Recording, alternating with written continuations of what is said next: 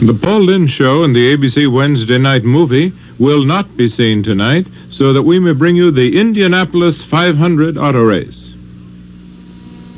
The subject of this telecast is time, indicated by the ticking of a stopwatch in the pits at the Indianapolis Motor Speedway.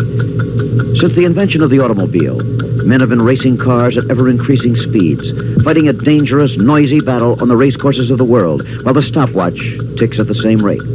How many seconds for a lap? That tells the story. At Indianapolis, the first 500 was won at an average speed of 74 miles an hour. The 13th race was faster than 100 miles per hour, and the 49th in excess of 150. Can a man turn a lap faster than 200 miles per hour? Some think so, and it will have happened if the ticking of the watch stops at exactly 45 seconds for a lap.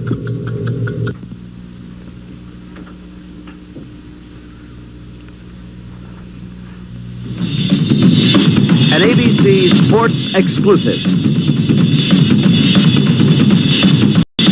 From the Indianapolis Motor Speedway. In Indianapolis, Indiana. It's the 1973 running of the Indianapolis 500.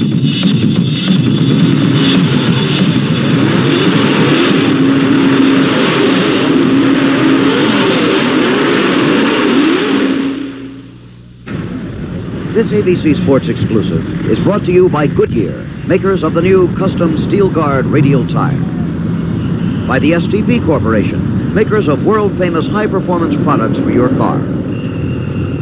By Kentucky Fried Chicken, it's finger-licking good. A bucket of chicken is a barrel of fun.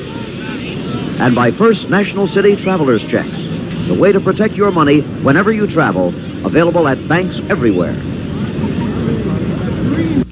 They came to Indianapolis last Monday in the largest numbers ever seen. The crowd estimated at more than 350,000, and they came from everywhere.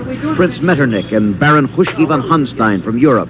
There were crest and toboggan racers from St. Moritz, O.J. Simpson from the Buffalo Bills, Billy Kidd from the ski slopes. A cross-section of millionaires, mechanics, mailmen, everyone. They came on Monday to look at each other as well as at the drivers and the beautiful, powerful, sometimes terrifying race cars. It's a sporting occasion unlike any other. A Hoosier festival and ritual. Appropriately, a country boy named Jim Neighbors sang the traditional Back Home in Indiana.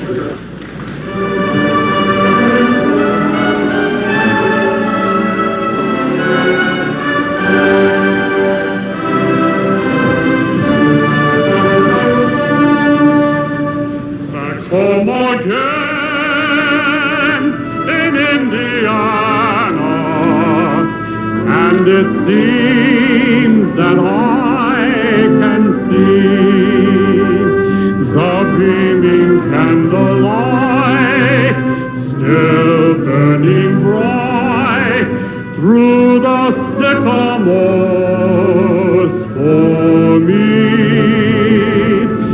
The new mown hay, since all its fragrance through the hills I used to roam. When I dream about the moonlight on the warpath, then I dream about my Indiana home.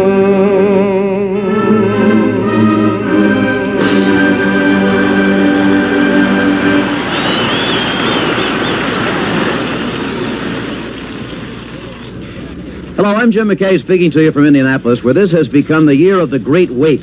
The words of the poet Robert Burns about the best laid plans of mice and men have seldom been more appropriate than they are here at Indy this week. As you know, we plan to come to you on Monday night, then last night. Now here it is the middle of the week on Wednesday, and we are still waiting for the definitive start of this year's running of the Indianapolis 500. As a matter of fact, today we've been waiting almost 5 hours again because of rain, but now the clouds have cleared. You hear the crowd cheering in the background. That's because it looks like we are going to get a start. On day one, on Monday, as you probably have heard and read, there were 7 seconds of action before it all ended with the crash that sent Salt Walther, a driver, and several spectators to Methodist Hospital here in Indianapolis. Yesterday, they went out and took a parade lap and part of a pace lap, then it rained again, and the whole thing was washed out once more. Then 5 hours delay today, but it looks like we're going to get a start. The way that we're going to tell the story on this 2-hour telecast tonight is chronologically. So in 1 minute, we'll be going back to day one, to Monday, and the commentary you will hear when we come back will be that recorded at the time by Jackie Stewart and me. The cars are underway, following the pace car for the beginning of the 1973 Indianapolis 500. The crowd of more than 350,000 people will finally get what it came for here today. Despite the rainstorms, despite the delay of 4 hours on the start of the race, everybody's still here and just as enthusiastic as they were when the gates opened at 5 o'clock this morning. Some of the people have been here already for 10 long hours. There is the field of 33 cars. One car has not started, that of Bob Harkey. Same problem or something like that the great A.J. Foyt had. There's Harkey's car back in the pits already. Very reminiscent of what happened to A.J. Foyt in last year's race. What a frustration that must be, Jackie. Yes, I think a major problem for him. I mean, his emotions are high. The whole team are under an awful lot of pressure, and at this time, I can't imagine what's gone wrong. They've taken the front nose cone off the car, so it must be something that's confusing them quite a long way. Okay, it's been such a long delay. Are these men, in your estimation as a racing driver, even more tense than they might otherwise have been? No, I think I think that they've worked it off a little bit, and in fact, some of the real pros, some of the real hard men in there are probably in better racing condition now than they would have been earlier today. It's a lot of pressure and a lot of strain. Some of the other drivers are having trouble. You can see the movement in the cars at this time, Jim, is heating tire temperatures up. Okay, the way Johnny Rutherford on the pole, for example, was twisting his car back and forth. Let's take a look at the field now. On the pole, Johnny Rutherford, and next to him in the middle of the first row, Bobby Unser in the white car, the Olsenite Eagle, and on the outside, the defending champion, Mark Donahue in the dark blue, number 66. Row 2, Swede Savage, number 40. Number 5, Gary Bettenhausen. Number 11, Mario Andretti. Move down to the third row of the field. In the third row on the inside, we have number 24, young Steve Krisaloff of Parsippany, New Jersey. A surprise in finishing that high up, as we said in the qualifying. Next to him, Al Unser in car number 4. That's the white one in the middle. And on the outside, the left of your screen, Jimmy Carruthers in car number 21. The next row, Peter Revson on the inside in the McLaren, number 15. Jordan Johncock, number 20. Bobby Allison, number 12. There's Pat Benan, the starter, with the flag in his hand. When he gives them the green, that'll be it. The pace car coming off. Jim Ratman takes the pace car off the track. You should get the green right now. Doesn't look like a repeat of last year's start. No, it's a good one. And here they come. Bobby Unser going for the lead. Johnny Rutherford right alongside him. Rutherford down low, but Bobby with a terrible crash for the home stretch. There are several cars involved. We can't see the numbers, but it's been a bad crash from the start. It was in the middle of the field somewhere. Terrible thing. Explosion. This is what everyone has feared. This is why there's been such a terrible atmosphere of fear here all weekend long. It's a shame there's a driver waving. He might be on fire, that man, the way he's waving. You can't see an alcohol fire. Those explosions are not cars. Those are the bombs overhead that are normally set off during the start of the race. There is a report already that there may be spectators hurt, not confirmed. The wire fence right here on the straightaway was ripped apart. It was very fortunate that a car did not come into the crowd, because one of the standards holding up the wire screen has also been broken in half. Right here at the most crowded part of the grandstand, we almost had an automobile go into the crowd. And it appears definitely that there are spectators injured, but here's a replay of what happened here. He was back in the 6th or 7th row, this car.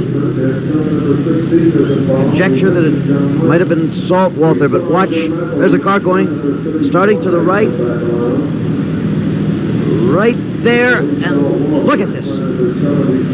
Incredible explosion, fuel spraying out over the spectators in the first few rows. That could mean real trouble. And an explosion, and like a pinwheel or a garden sprinkler, all the fuel is being sprayed out of the car. That could be a good thing for the driver if he has survived this crash. Car upside down, coming to a rest. Another view of this from a head-on camera. And again, you will see how the cables inside this screen are the only thing to stop this car from flying into the crowd. There, watch now. The screen itself is completely destroyed. The cables flinging him back out of the race course upside down, and again that fuel spraying on the crowd. That's a matter of great concern. And here that spin wheel effect. The alcohol-based fuel spinning out of the car upside down. Another car, Lee Koonsman, I believe, number 16, barely missing the crash. It's Salt Walther, who is under the car. Terrible, terrible accident on the start at Indianapolis. Only 7 seconds after the start of the race. Well, let's see. There's the car of Mike Hiss. We're trying to count up the cars involved in it. It looks like 9 or 10 cars altogether. There's a stretcher being brought into the stands. That confirms the fact that spectators are injured. In what degree, we do not know at this point. There you see the wire broken in half is that pole. There it is. A closer look at it. That and another pole were snapped in half. You see the wire screen destroyed, but those 4 cables are what held the car within the race course. Salt Walther being taken away now to the ambulance. It's definitely car number 77, Salt Walther, 25-year-old former motorboat racing champion, son of a millionaire owner of a steel foundry in Dayton, Ohio. That's the remnants of his racing machine.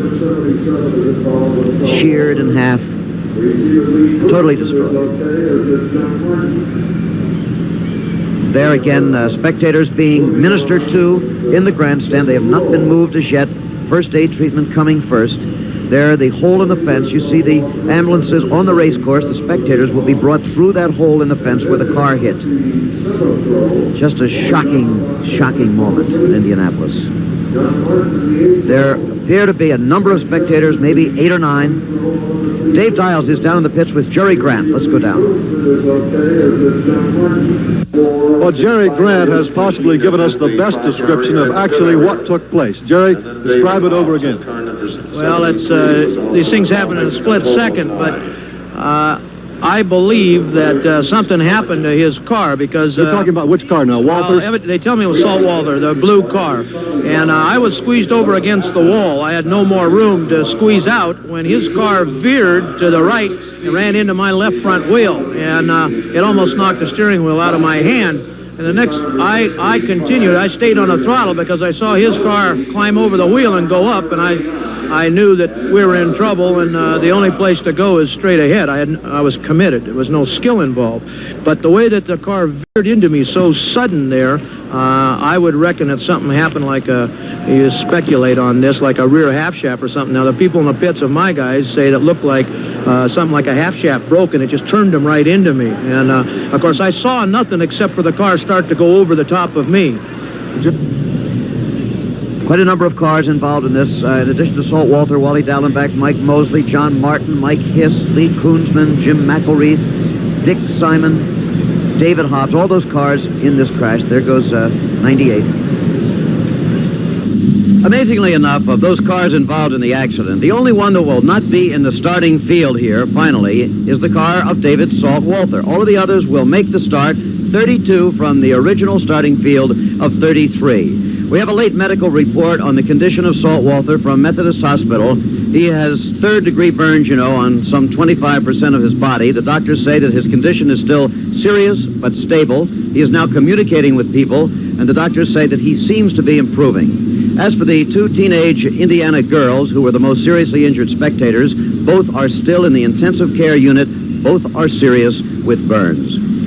Since Monday, there's been a great deal of talk and controversy about the manner of that start. In 1 minute, Jackie Stewart and I will examine that subject. After Monday's disaster at Indianapolis, the start of the race was rescheduled for Tuesday, but the rains came, and they continued and continued. The cars were sent out once, scheduled for a 9 a.m. start. They were sent out about 11 o'clock, but without the green flag falling, there was more rain, and they came back in. The game was Frisbee, not motor racing. That gave Jackie Stewart and I a lot of time to talk about Monday's start. Was it a good one or a bad one? I asked Jackie for his opinion on it. It's very difficult, Jim, because you remember there are 2 things that you must consider. First, of course, there must be discipline in that pace lap. There's got to be good spacing, and everybody's got to stay in their allocated positions. But you must also remember that there are racing drivers in the field, and it's their job to try and anticipate the start as well as possible to try and take advantage of a car that might not just perform too well at the beginning of a race. So the drivers, although they have to be disciplined, also have to be competitive, and this is a difficult conflict.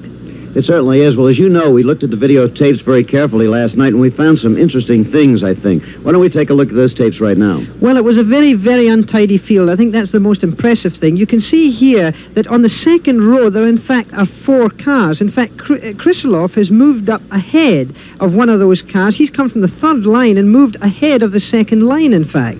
Now, this, of course, he shouldn't have done, and this is a big problem with discipline in this case. Now, Peter Revson, in fact, has moved up from the 4th row into the 3rd row, seeing that gap. I mean, I think he's playing a racing driver. I mean, this you can hardly blame him for, but he has done it. As the field comes into turn 4 here, and the pace car still leading them, we can see Pat Vedin, the starter, on the left-hand side. And, you know, the front row looks good, Jim. It's tidy, but the rest of the field are pretty open. Look who's back there moving up. A.J. Foyt has already gone from the 8th row to the 7th row, and he's still in turn 4. So he's moving up as well, looking for gaps. And I think this is because the field itself is so untidy. I don't think there's been any lane discipline. AJ, still moving up very quickly at this point, has almost gotten up to the 6th row, which is the row in which Salt Walter was driving. Now, this time, AJ does come very, very close to Salt Walter. Now, of course, we're looking at it from a long lens, and it's difficult to say exactly what that third dimension is. But he is very, very close. And at this point, Salt Walters definitely starts to move off to the left of our screen. Now, this is a problem, and Pat Vedin has given the start now. Now, the pack is so spread out and so untidy that it's possible that 2 cars have touched here. And that could have been the moment. Could have been. Well, now, if that has happened, or if these 2 cars have touched, the saltwater accident certainly started to occur at that time, and he came straight across there in front of Jerry Grant. And that's where the accident occurred, just at that point there, where it's circled. And I'm pretty sure it's a standard motor racing accident where 2 cars, 2 open-wheel cars touch. And when this happens, Jim, well, all hell breaks loose, because the car climbs over the other car. But even a slight tap on the backside at this time can cause a car to veer in any direction. And I'm pretty certain, from my point of view as a driver, that's what has happened. Let's take a comparative look at the starts of last year and this year. This was last year's start. Well, now it looks a great deal more tidy. And look at this year. I mean, here's a picture of this year's start, and they're spread all over the place. I can't really imagine why, in a way, this has been allowed to happen. There's got to be discipline, and of course, this to some extent is the responsibility of USAC to try and enforce this. And here we see again this year where they're all spread around. There are some rows there where there seem to be 4 cars in the one row. No question of that. Well, right now, Dave Dials is standing by in the gasoline alley or pit area, I don't know which one he's in at this moment. He has a report on a meeting that has just taken place between the drivers and USAC officials. Apparently, it was quite a special meeting. Okay, Dave. Well, it was a stormy meeting of gigantic proportions. All the drivers in there with USAC officials, along with Indianapolis Motor Speedway officials. We get it on unimpeachable authority that one of the drivers stood up and said, look, if you don't shape up the start of this race, you're going to get us all killed out there. There were obscenities, name-calling, you name it. A big, stormy session, no threat of a boycott, and I asked one of the drivers when he got out of the meeting, what in the world can you do about it? And he said, really nothing. He said, but you'd think that they could start this race successfully. He said, after all, they have only 1 race a year, and they have the rest of the year to prepare for it, and they managed to follow it up almost every year. And he said, our lives are the ones that are on the line. What they have done now is to say that we will not start the race at 80 miles an hour. They were supposed to start it at 80 yesterday. And all the drivers have told me the same thing. There is no possible way that we were going 80 miles an hour, and we had to accelerate too quickly and thus increasing the danger. So this time, the pace car will be driven at least 100 miles an hour to ensure a little safer start. And hopefully, it will get better.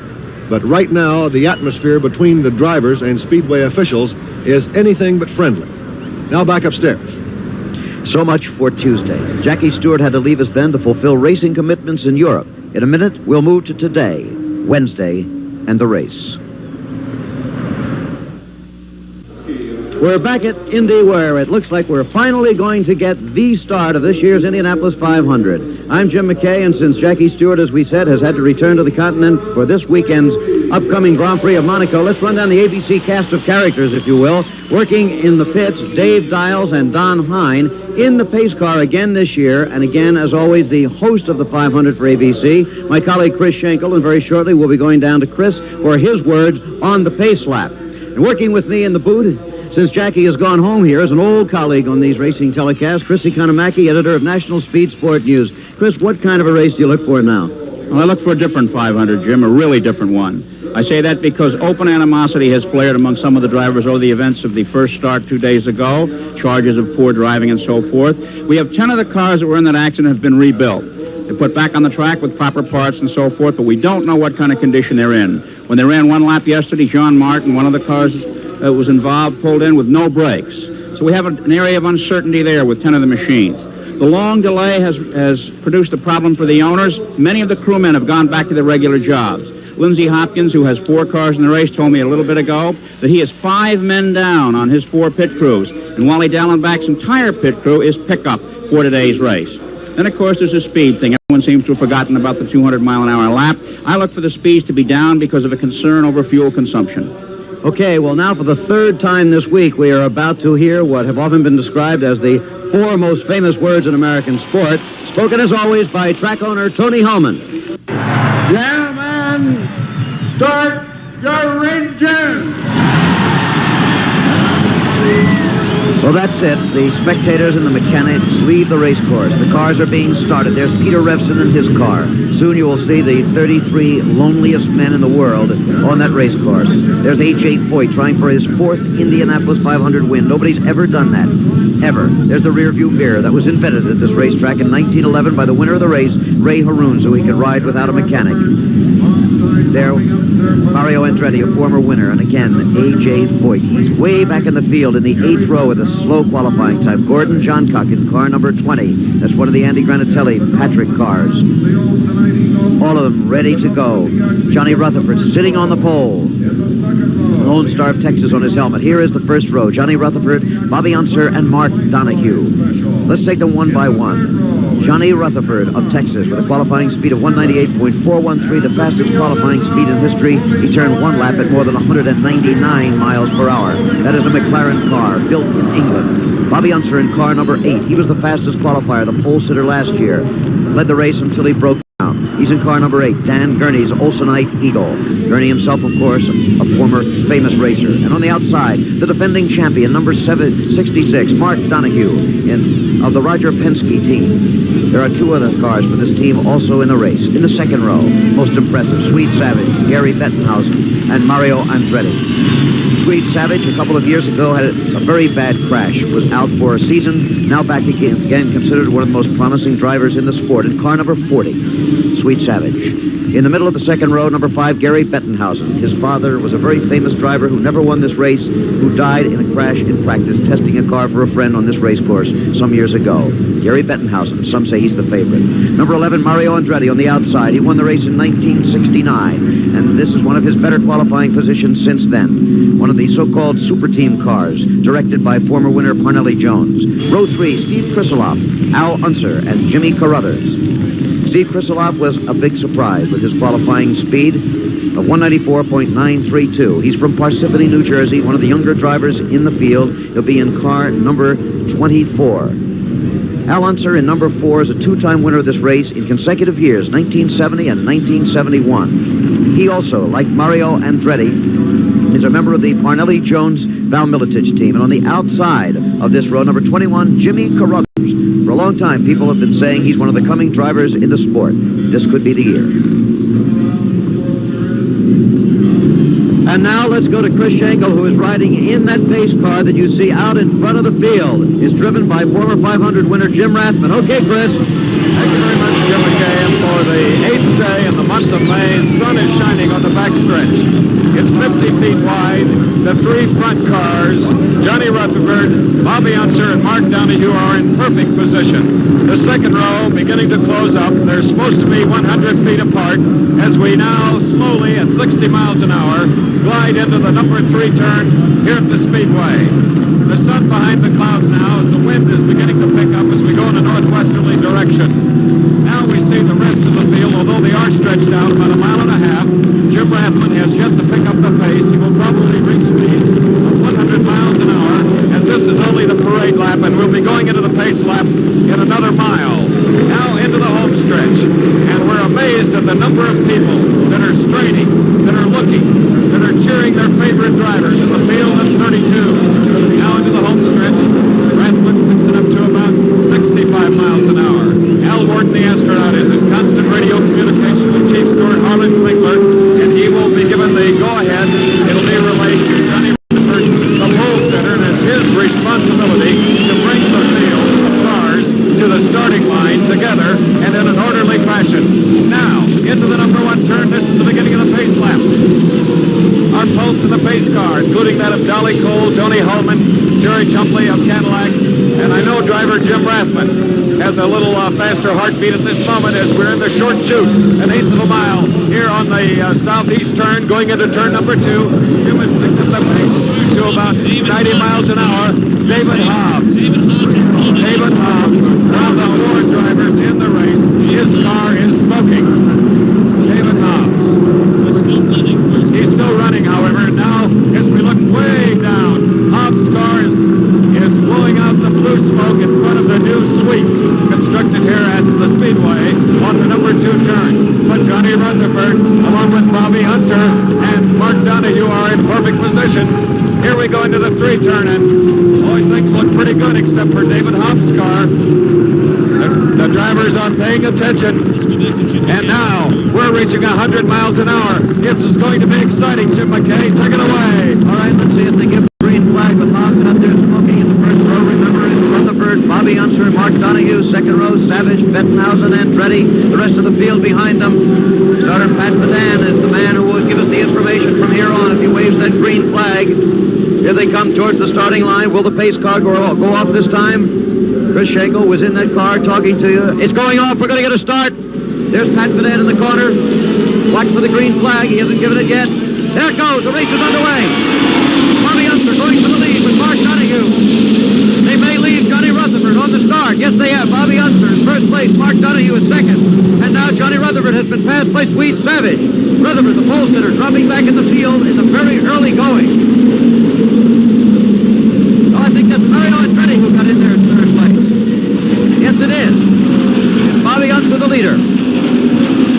Mark Donahue is second and Mario Andretti third. Andretti, who started on the outside of the second row, really got a good start. And he's moving up now.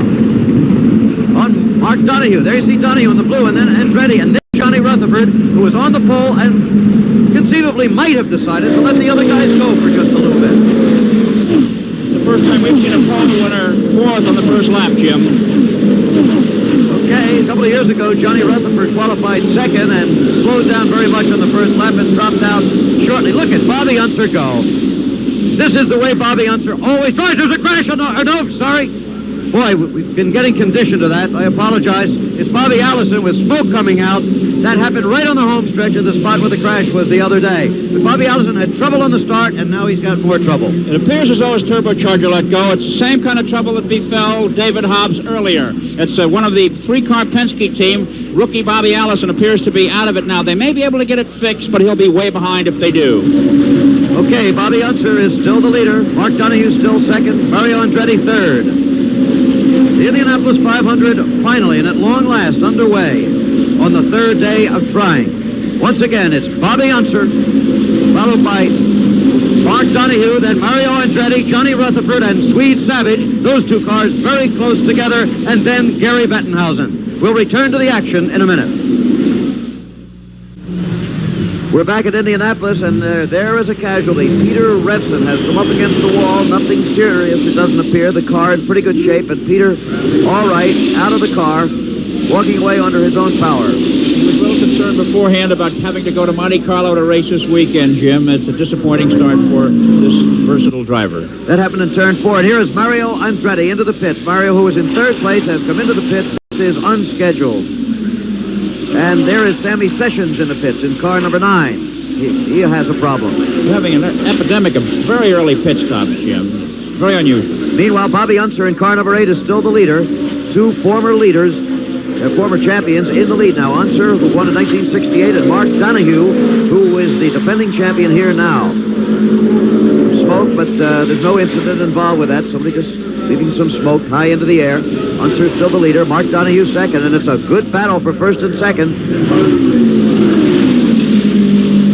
First lap speed was a new record, 177.620. And now John Martin in car number 89. He's been having trouble all week. Mario Andretti out of the car. It looks like that's it again for the champion of this race in 1969. But on the race course, Bobby Unser, Mark Donahue. It's the Dan Gurney car against the Roger Penske car. Look at Mario. There is the balaclava, as they call it, the flame-resistant hood that they wear under their helmet. We're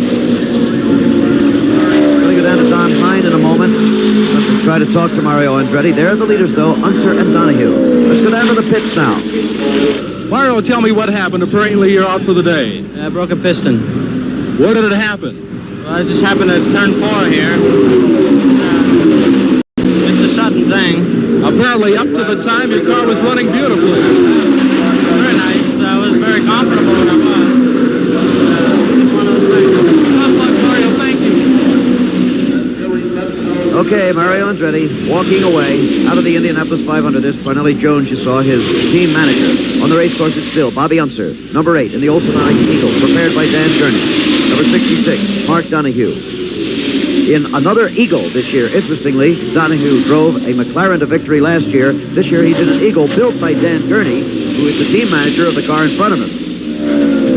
The 2 Indianapolis winners in the first and second place here, Jim, and it's a fine race, but they are pulling away from the rest of the field. In the third place, however, now is Swede Savage in car number 40. That is the car owned by Pat Patrick, the oil man, and sponsored this time by Andy Granatelli, a familiar figure at Indianapolis, who's only won here once. That was with Mario Andretti in 1969. There is Donahue, the engineer, graduate of Brown University, chasing Bobby Unser, the man from an Albuquerque, New Mexico garage, member of the racing family. Remember, he's won the race once, his brother has won it twice.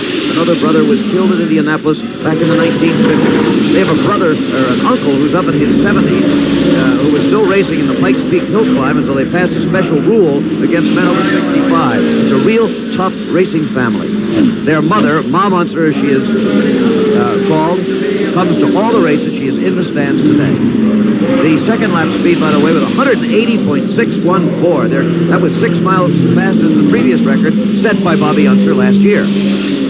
No, the weather's fine. It's 65 degrees here, Jim, and the wind isn't too stiff. It's 16 miles an hour, blowing from the 4th turn diagonally across the infield into the 2nd turn, so wind shouldn't be too much of a problem today.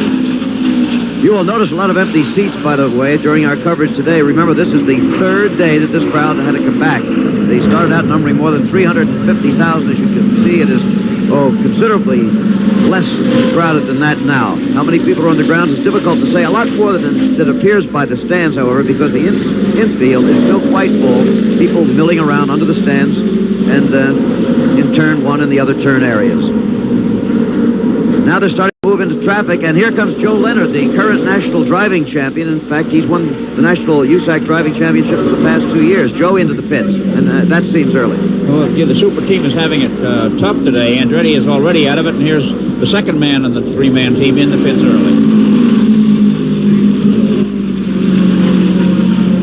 There, the current standings. Bobby Unser, number 8 in the lead. Mark Donahue, number 66, second. Swede Savage, number 40, third. And Joe Leonard coming out of the pits again.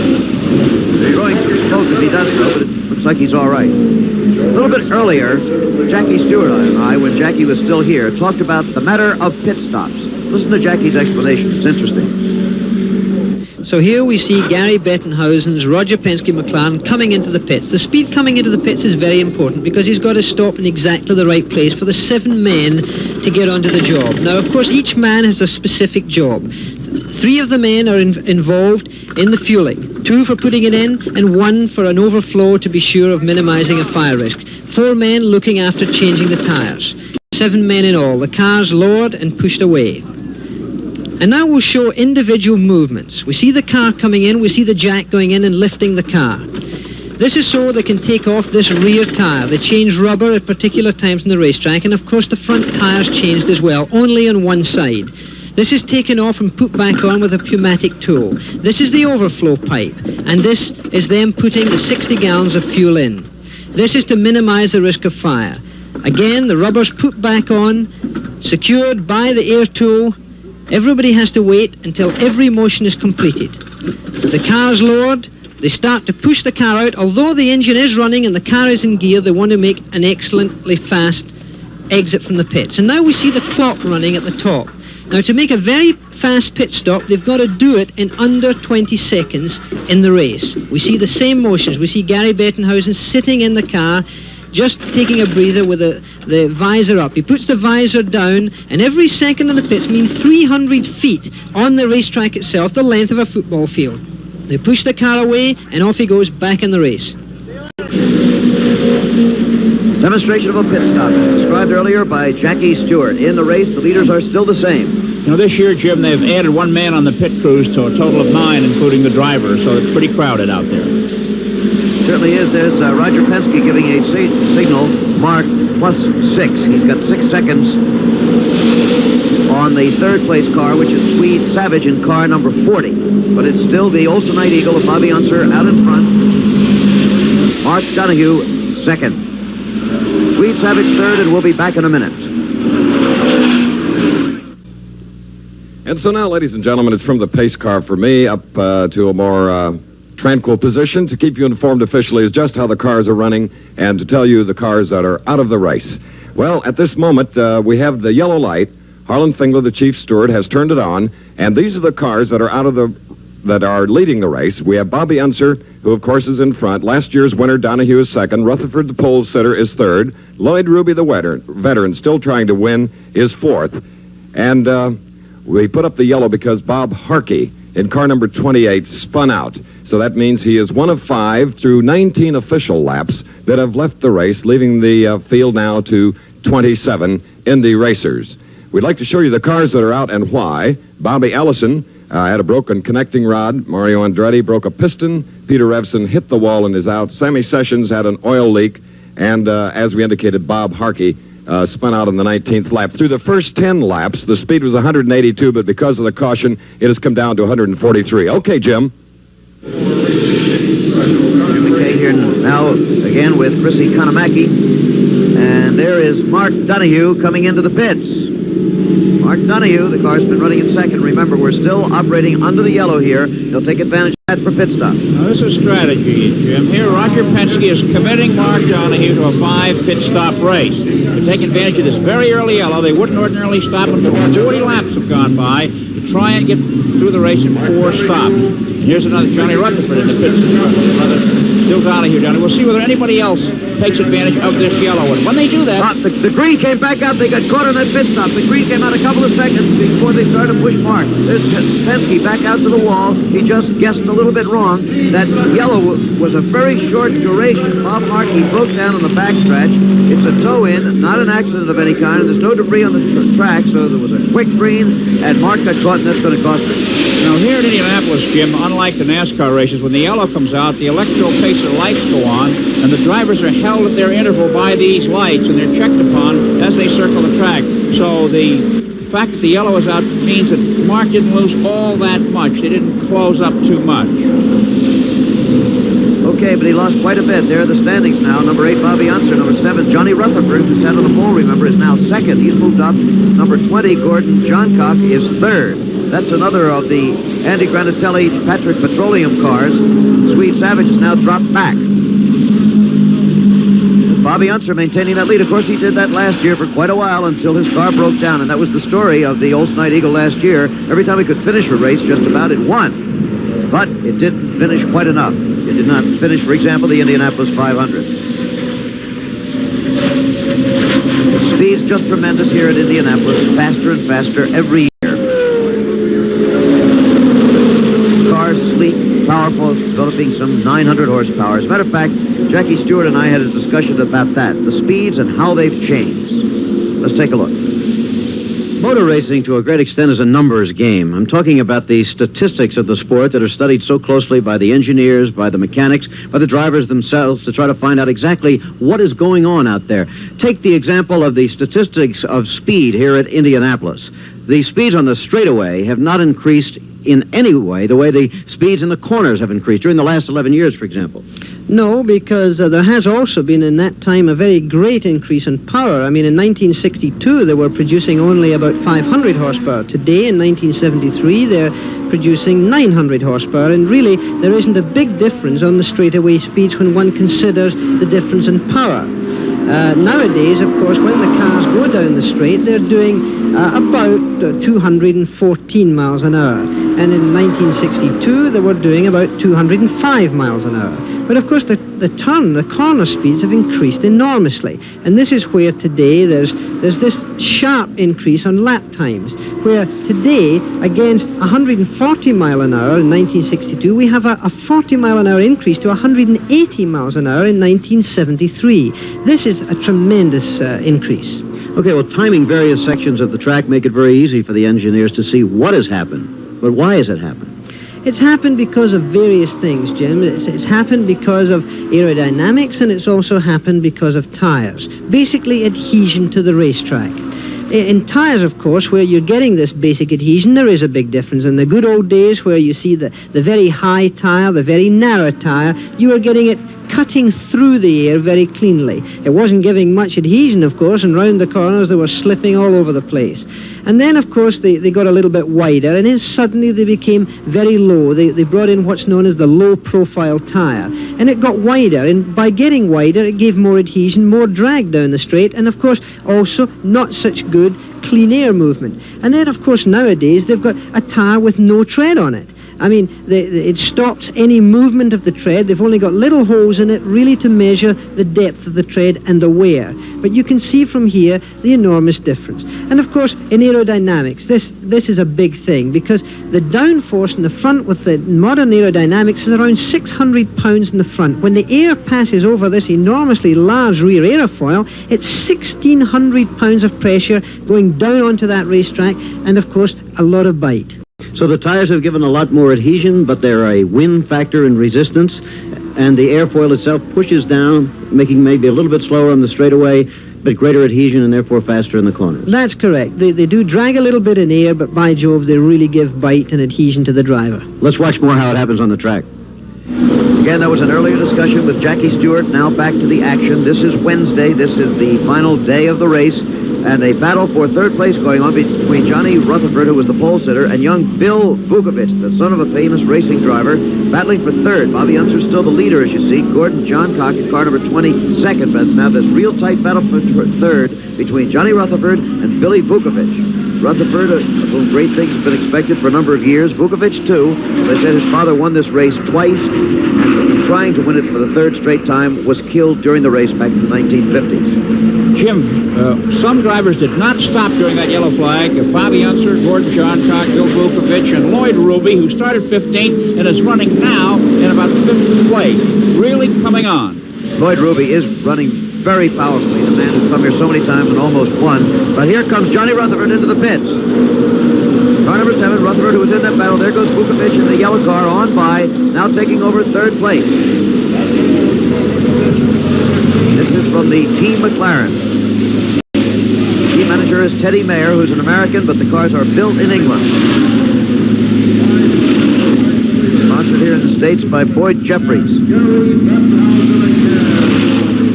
How's it look? Johnny's parents, I know, are sitting right above his pit there, up from Texas. Fine people. We met them the other day, and they're really rooting for their son. The other car you saw, number 5, was Gary Bettenhausen of the Penske team. He's in the pits. There you see the two cars, one in back of the other. Team McLaren, Team Penske. And there's the Gurney team, the Granatelli team, and the Parnelli-Jones group, so-called super team, who, as Chris indicated, have been suffering in the early going with troubles. The leader out of the race course is still Bobby Unser in the super-fast Eagle. There's A.J. Foyt slowing down, the man who's out after his 4th Indianapolis 500. Trouble for A.J. Foyt and his car number 14, the Coyote, which he built himself, powered by a Foyt engine, formerly known as a Ford engine. They now call it a Foyt because they are built in Texas by A.J. In his late 30s, he really wanted that 4th one. Jim, those pit stops weren't of the quality we usually see here in Indianapolis. They were in quite long. Even the better teams are a little slow today. So there is the leader, Bobby Unser. That's beautiful car number 8. And and he's coming down a little low on that turn. You notice the other cars are taking it wider. He is coming into the pits. The leader into the pits. Well, you heard Jackie Stewart describing how long a pit stop should be. Let's see how well the Gurney team can do on this one.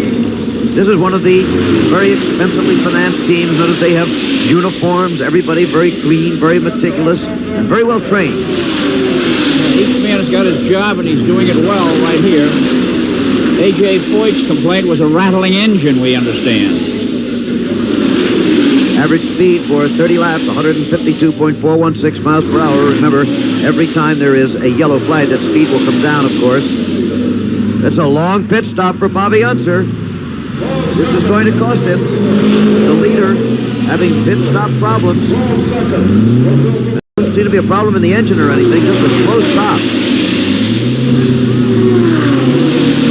Okay, finally getting the signal and being pushed off. Gordon Johncock now takes the lead in car number 20. Johncock, Sweet Savage, their teammates in cars number 20 and 40. Third place from the super team, Al Unser. What a battle it looks like we're going to have in the Indianapolis 500. Pit stops have again jumbled the standings in the Indianapolis 500. Gordon Johncock led for only 2 laps, and then he had to make a pit stop. Now his teammate, number 40, Sweet Savage, has taken the lead. Al Unser has moved up into second place in car number 4, and Mark Donahue is now back in it again in car number 66. That red car is the leader, Sweet Savage, one of the youngest drivers in the field. The car right behind him is Roger McCluskey, number 3, who is a lap down. He's not on the same lap with the leader. However, the car behind McCluskey is Al Unser, and that's how close it is for the lead. In other words, the first car and the third car you see are battling for first place. Sweet Savage, 26 years old, on his way, he hopes, to a lot of racing glory. Al Unser looking for his third victory in the Indianapolis 500. You know, Jim Johncock and Bill Vukovich are holding their pit stops to this plan that most fellows said they would follow earlier. 40, 80, 120, 160 laps. That's why he went in and surrendered the lead to maintain what hopefully will be a 4-stop race. Okay, a big day for Sweet Savage. Again, that's McCluskey behind him. McCluskey, you know, won the Ontario 500 last fall. A veteran racing driver from Tucson, Arizona. Boy, how he would love to win this one. Never done it. He's 1 lap down right now, sandwiched in between the 2 lead cars. One on the left, of course, is the leader, Sweet Savage. The one behind McCluskey again, Al Unser. McCluskey's a member of the only 4-car team in the race, one of which is already out, Bob Harkey. That's Lindsey Hopkins' team. Lee Koonsman and Mel Kenyon are the other drivers on that 4-car team. Very closely bunched, these 3 cars. You can see the turbulence that made McCluskey's car bobble a little bit. The drivers are talking about running closely behind another fellow. The wing on the front car upsets the ability of the second car to remain stable, and we saw a little bit of that a moment ago. Let me tell you a little bit about Sweet Savage. He's now the leader. He's from Santa Ana, California, 26 years old, father of a 6-year-old girl. Won a USAC race, and then very shortly thereafter had serious injuries. A couple of years ago, was out for a year, now back again, and apparently and obviously in real good shape. You think McCluskey is drafting on Sweet right now? Well, I would think so. Sweet has a faster car than McCluskey's, which is a year-old model, and he's taking advantage of every opportunity. He's a very savvy driver, and he could even slingshot by here if he wanted to. He wants to get that lap back. No one professional likes to be 1 lap down this early in the going. Okay, drafting, of course, a very interesting facet of the racing game. There is Penske telling Mark Donahue that he is 13 seconds behind the leader, behind Sweet Savage. But Al Unser is coming up on the leader, trying to get by McCluskey there. Unser going down low, and he's getting by Roger this time, closing in on Savage for the lead. He's going to take the lead. Nope, didn't quite do it, not that time. He drops back behind again. Drafting, we said it's an interesting subject. Jackie Stewart talked about that earlier, too. You know, a word you hear Jackie and I both use very frequently on these racing telecasts is drafting, or sometimes, as the Europeans say, slipstreaming. It's a thing that's kind of complicated, and yet visually, I think you can explain it quite easily, Jack. Well, I often see it in the same way as one sees a boat breaking through the water, Jim, because a boat creates a wave behind and creates dead water. And this, as an analogy, is quite close to what we're talking about in a racing car breaking through the air and causing a wave behind it and allowing a car to get in behind. Well, there it is. Here we see the motorboat with the wake going out. Now, you see from the point of the boat, we get this wave. And, of course, the race car creates the same sort of thing as it goes through the air. This wave goes out, which allows another car behind to come into dead air, to still air, and it doesn't have the same wind resistance. Now, that car behind can pull out and overtake with an increase in speed. And this is what drafting is all about, and this is what slipstreaming means. On a racetrack itself, it has tremendous advantages. And here you see it on the track itself. You see the car behind, the white car, coming up close behind the lead car. He's probably gained 5 or 6 miles an hour at this time as he starts to lead himself out to about the back wheel. Now, there's still dead air until that back wheel, until he gets past. By the time he's past there, he's gained enough speed to take advantage in the corner, which, of course, is a tremendous advantage. Well, now, in the stock cars that we saw during the winter at Daytona, for example, drafting is almost totally an unmixed blessing, but not so with these open wheel racers, is it? No, because you can lose air, and with the aerofoils that have been designed today to increase the downward force, this can be a major problem in the corners. Because when a car is in a corner, what you see is this spoiled air coming over. It's no longer clean air, and it's no longer allowing the aerofoil to press down the car onto the racetrack to give adhesion. And when the car goes into a corner, what happens is that the car gets in behind the lead car, there's suddenly no air, and when the car reaches the maximum cornering force, suddenly he finds himself going out towards the outside of the racetrack, losing adhesion. Of course, it loses speed, and in some cases can cause a very major accident. So there you have it, what I think is a very lucid explanation of drafting, a kind of sophisticated way of hitching a ride at 190 miles an hour. We'll be talking about that during the race. Right now, let's get back to the action. Again, that was an earlier discussion, but this is the action now. In the Indianapolis 500, Kern standing still, Savage the leader, Unser second, and right behind him, trying for the lead again now. Unser right behind Savage, McCluskey still hanging with him, but again, he is 1 lap down. They're racing better than 185, Jim, but because of the yellow flag, the average at 50 laps was 159 and a fraction miles an hour. Okay, Unser trying again, coming down low. He could get him this time, Al Unser. Twice he's won the race. He could make it 3 today. Sweet Savage has never won it, and now Unser takes the lead. Al Unser. His brother Bobby led in the early going, and now it is the turn of brother Al. And McCluskey is trying to get by Savage, and he does. I think Sweet might be slowing down, too. McCluskey just took advantage of Sweet being psyched. Now we have had 4 leaders. Bobby Unser, Gordon Johncock, Sweet Savage, and now Al Unser. It's quite a competitive race, Jim. Boy, it sure is. Overcast skies. We could still get more rain today. However, if we get in 101 laps, it's an official race. We've gone about a quarter of the 200 laps. Now, there's Johnny Rutherford back in. He was black flagged by starter Pat Vidant. Apparently, he is leaking something out on the course. The official word is that something is coming out of the car, whether it's fuel or oil or water, we do not know, and boy, are they hot in that pit. They are USAC officials looking to see if they can see any problem or if it is spewing anything now, taking advantage of it to get any work done that they possibly can. Still no sign of what it might be for Rutherford, who was the pole sitter in this race and very competitive until this has happened. Mark Donahue having a problem, 66, last year's winner, slowing down on the race course. Boy, the attrition rate is really something so far. Donahue slowing down, he may be out of it. Johnny Rutherford, but it's Al Unser the leader, and we'll be right back.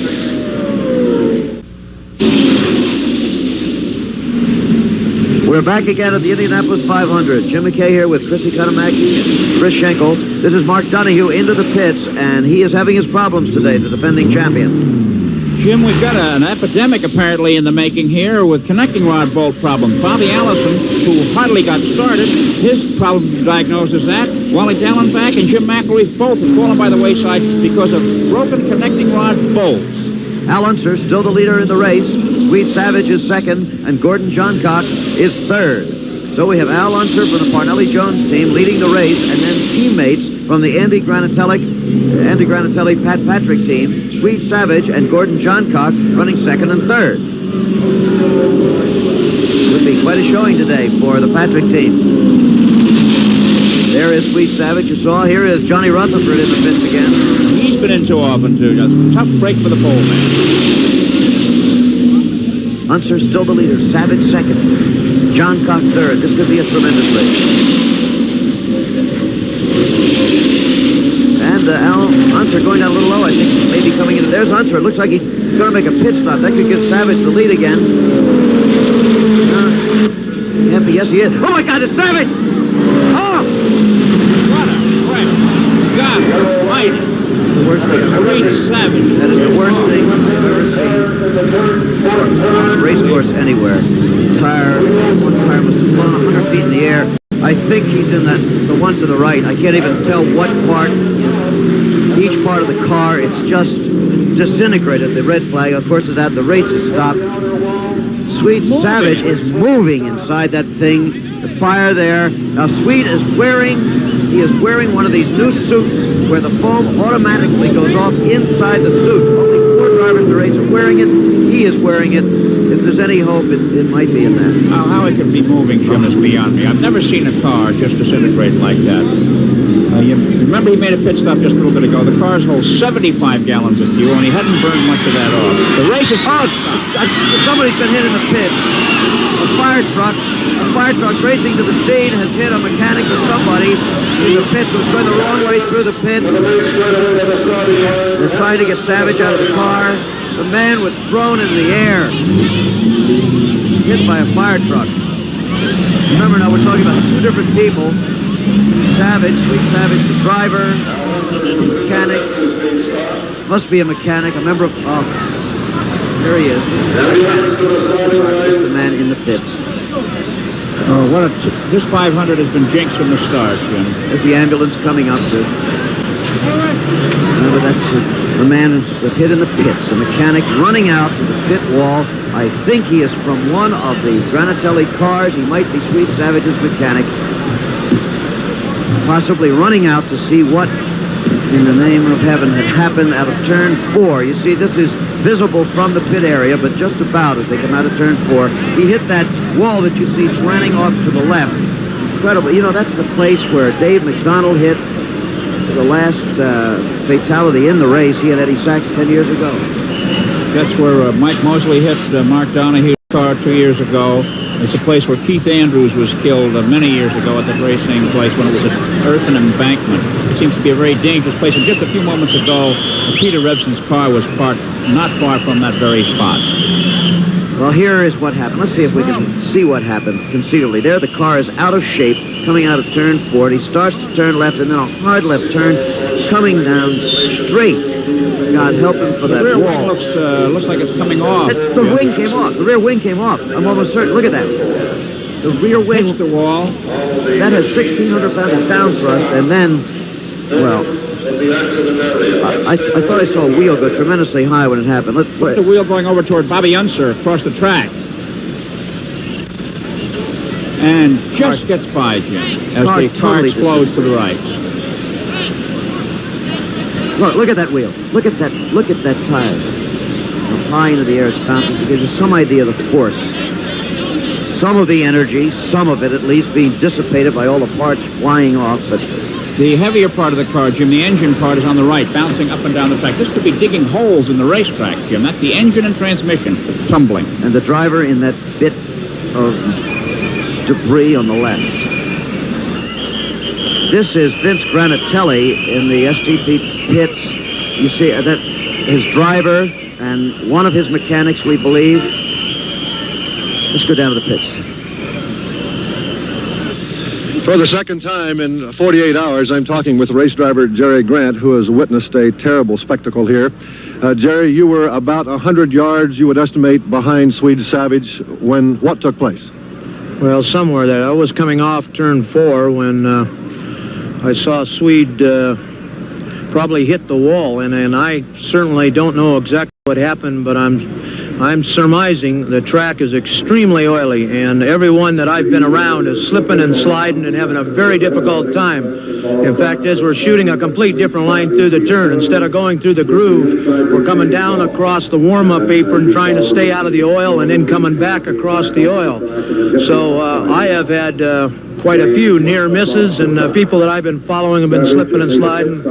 And I talked to Joe Leonard back there and George Snyder, who were behind me, and they said they're all having the same problem, and there's oil all over my car. In other words, what you're really saying to me is you've been driving on an unsafe racetrack. Well, it's making an old man out of me. Jerry, when you say that you nearly lost it several times, or you had trouble controlling it there, how difficult would that be? Now, are you merely telling me that you really had trouble keeping your car on the racetrack and keeping it off the wall? Well, when you say lost it, you don't like to drive these cars sideways at the speeds we're going, and there's quite a bit of sideways driving out there because the oil on top of the groove, and you have to cross that groove sooner or later, and trying to put the horsepower down, it makes an extremely dangerous, a very tricky situation. And are you interested in going back out there on that racetrack as it is now and putting your life on the line? I would sure like to see the track for an attempt to clean the track up, because right now it's a very dangerous situation. Okay, race driver Jerry Grant, who for the second time, as we say, in 48 hours, has witnessed a tragedy here at the Indianapolis Motor Speedway. Again, let's see if we can see what happened to that wing, Chris. There, the car out of shape. Back end is out. This is an indication that perhaps he lost the downforce because of the, the movement of the wing. And he's just veering straight across there. Now watch in here. Watch the wing on the rear of the car. It is moving. It's definitely off the car, I would say, before it hit the wall. Oh, easily off before the car hit the wall. And the fuel exploding in the rest of the incident. We have word the mechanic, it was a mechanic from the Granatelli team, from the car of Graham McRae, the third car in that team. Armand Turan, the young crew member from Culver City, California, is the man who has been taken to the field hospital from the pits. 22 years old. Swede Savage, the race driver, we have no word on as yet. We have no idea of his condition. He made a decision to change from a regular driving suit to the foam suit between qualifying and the race. And this foam suit has plumbing in it. And when trouble happens, the foam automatically fills up the suit. And as far as the fire is concerned, this may have helped him in this area. Well, there's the question of impact of G-forces. There's the question of whether or not he inhaled flames. In addition to that, lots of questions unanswered to this point. Savage has been taken to the field hospital. So has the crew member. We'll take a break and come back. And here at the Indianapolis Motor Speedway, after that tragedy involving Swede Savage in car number 40, having the lead, the crews here at the Indianapolis Speedway are out there doing their usual efficient job. And we just can't give them enough credit. If you've been coming here year after year, as we have, and thousands of other race fans have, they know that it's staffed perfectly with competent and excellent people. They know that the safety factors here, the safety crews, are the best anywhere in motor racing throughout the entire world. So as they continue to clean up the track, to restart this race, let's take a look at the standings. Of course, Swede Savage is out of it, so it is now Al Unser in the lead, with Donahue second, Jerry Grant is third, Gordon Johncock is fourth, and through 50 laps officially, the speed is just a little over 159 miles an hour. Dave Dials had an interesting up-close point of view about oil here. Let's join Dave. Well, you heard race driver Jerry Grant just a few moments ago talk about the oil. He didn't want to come out and say it was really an unsafe and dangerous track. But this is oil. It's nothing else. I'm no race car driver and know nothing about what makes these machines tick. But this is oil all over here. And that can only come from oil being on the racetrack and being thrown up on the car, on the face, and therefore it has to be on the tires. Has to be on the tires, and it makes for a very slippery racing condition. So oil has been a major factor, and you'd have to say a dangerous one here at the Indianapolis Motor Speedway. Thank you, David. And now we'd like to show you the cars that are out of the race here in the running of the 500. Of course, earlier, Bobby Allison, Mario Andretti, Peter Revson, Sam Sessions, and Bob Harkey. And now joining those five, we have Lloyd Ruby, A.J. Foyt in his Ford, Jim McElreath, and, of course, number 40, Swede Savage. Having been very up close when an accident occurred 3 years ago in the pace car, I know about the safety here at the Indianapolis Motor Speedway. I speak from firsthand. They are the greatest. Jackie and Jim did a piece earlier. Let's join them. Jackie, I don't think I've ever been to a motor racing event anywhere where I've seen as much frank concern and almost fear on the part of owners, mechanics, and drivers as there's been before this year's 500 because of the speeds, I guess. This year, I think there's been a dreadful fever. Everyone's been most concerned. I think all the talk of the 200-mile-an-hour lap that they thought to be possible at Indianapolis has accelerated everybody's concern, Jim, because there is no doubt that there is a terrible risk at Indianapolis, and for that matter, any of the other super speedways, of a gigantic accident occurring due to speed. There are, however, tremendous safety precautions here, too. I think Indianapolis offers perhaps the best facilities for safety than any racetrack in the world. It's really incredibly good. It's the best I've ever seen. You know, the rear view mirror was introduced by Ray Harun in 1911 to see what was coming behind. Then, of course, more recently, they've introduced a balaclava to try and minimize the risk of fire to a driver's face when fire bursts out in a racetrack. The helmets themselves have improved. They've got integral helmets just now. They've got much, much better gloves to try and minimize the fire risk in the hands, which, of course, is very difficult. The overalls themselves are, of course, fireproof and, of course, thermal as well. And nowadays, they're getting into their cars in a much more solid way. The seat belts, they've got 6-point seat belts that really hold a driver down. The fuel cells that you're seeing there are much safer than ever before, and this minimizes, again, in the case of impact, a fire. The fuel cells have come from the aero industry, really, and are a great improvement. They've got on-board fire extinguishers nowadays. In the case of an accident, an electric eye or a heat cell lets off that fire extinguisher, and it also works with impact as well. Now, the fire facilities at Indianapolis are fantastic. The fire trucks, they've got 21 in all. Now, this is a great number to service only 2.5 miles. In this particular case, they've got record trips as well. They've got record trucks that, in a case like this, a power tool to prise open a monocoque or a chassis to allow a driver out. Firemen themselves, they've got 250 firemen totally. They've got 105 on the pit road alone. And a fireman like that can get right into a fire and rescue a driver. This is all new. And the ambulance side, again, they're well equipped. They've got 19 ambulances with one cardiac ambulance, which is really an intensive care unit to allow a driver, a very seriously injured driver, to be transported from the racetrack to a major hospital downtown in Indianapolis. This is, of course, well equipped. It's fully equipped for resuscitation. It's got heart machines. Of course, it's got all the vital drugs that are necessary to keep a man alive just to get him to a major hospital. They've got blood drips. They've got everything. Very, very well equipped. And there's nowhere in the world that I've ever seen anything like this before. Of course, they've got the hospital. Now, the field hospital at Indianapolis is, again, so well equipped. They've got 141 doctors. They've got 140 nurses. They've got therapists and inhalation of 31. Total employees of 312. They've got all the equipment as well. They've got everything that is possibly needed. Of course, they're servicing 325,000 people at the race. They've got helicopters. They've got 2 available helicopters, and then they've got 3 standby helicopters that, are ready in the case of need.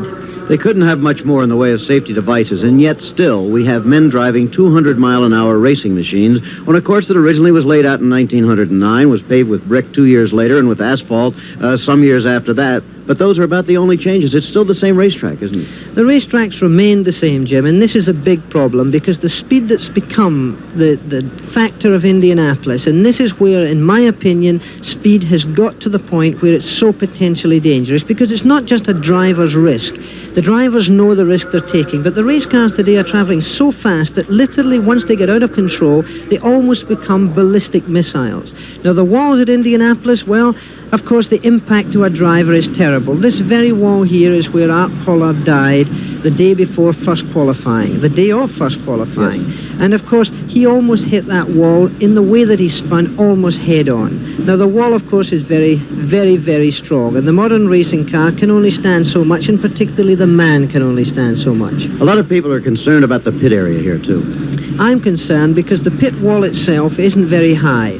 It's really very short and very small. Now, my fear is that a major accident would occur between, say, two cars on the main front straightaway. In the case of this pit wall, it's only 24 inches high. If two cars collide, one could be launched into the air. It would go right over that pit wall into the gas tanks, and the people are only just behind that. Now, this for me is a terrible fear. I think our responsibility to motor racing is so intense that we must try to minimize this risk. And I think we'll see changes here at Indianapolis on, let's say, the pit wall, but also I feel sure on the speed. The opinion down on the pit road, even from the drivers themselves today, is that we're going too fast. The pluses and minuses of Indianapolis. Let's get back to the race. Safety here and when accidents do happen, giving us an opportunity to salute Dr. Tom Hanna, Clarence Cagle, and Director of Safety, Joe Quinn, and their crews. Let's go to Dave Dials and Bobby Unser. Bobby Unser, you were right behind Swede Savage when it happened. I know it's impossible to see everything in a split second, but from best you can remember, what did you see?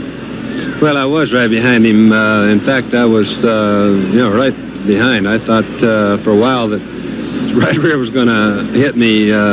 When he hit the fence, right rear came off, the control arms and all on it. But actually what happened, he just came off, he was loose.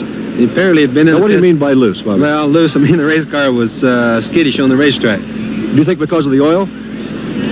Bobby, we've had dozens of drivers tell us that that's an unsafe racetrack out there. No, it is not unsafe. In fact, for the most part, they're turning pretty fast speeds out there, running, some of them 185 miles an hour out there, and it's not too bad. I don't think the track is unsafe at all. It's just that some cars obviously don't work as good you can't have 33 cars on the track without having some oil to begin with. All right. You get a lot of rubber on the racetrack, number 2. But the racetrack is loose, there's no question about it. But I've been here 11 years now, and it's been loose every time. I've never found the racetrack good through an entire race. So I expected exactly what we're having out there. And with Swede, what he did is he come off number 4 turn, and I watched the car. In fact, I was trying to pass him. I tried to pass him on number 2 turn over there, and the race car was loose. That means the rear end of the car was not getting good traction, and when he came off, the thing started wobbling a little bit off number 4 turn, and then it took a big one to the right and started kind of a slow rear end sweeping around to the right, hit the wall, and obviously had the accident right there, see? You had no trouble getting by it then? Well, I almost made the mistake. I had a heck of a decision to make right then because I was so close that it was a question of whether I get on the brakes and try to stop, which I knew I couldn't do. So first I hit the brakes and started to stop when I saw he was going to hit the wall.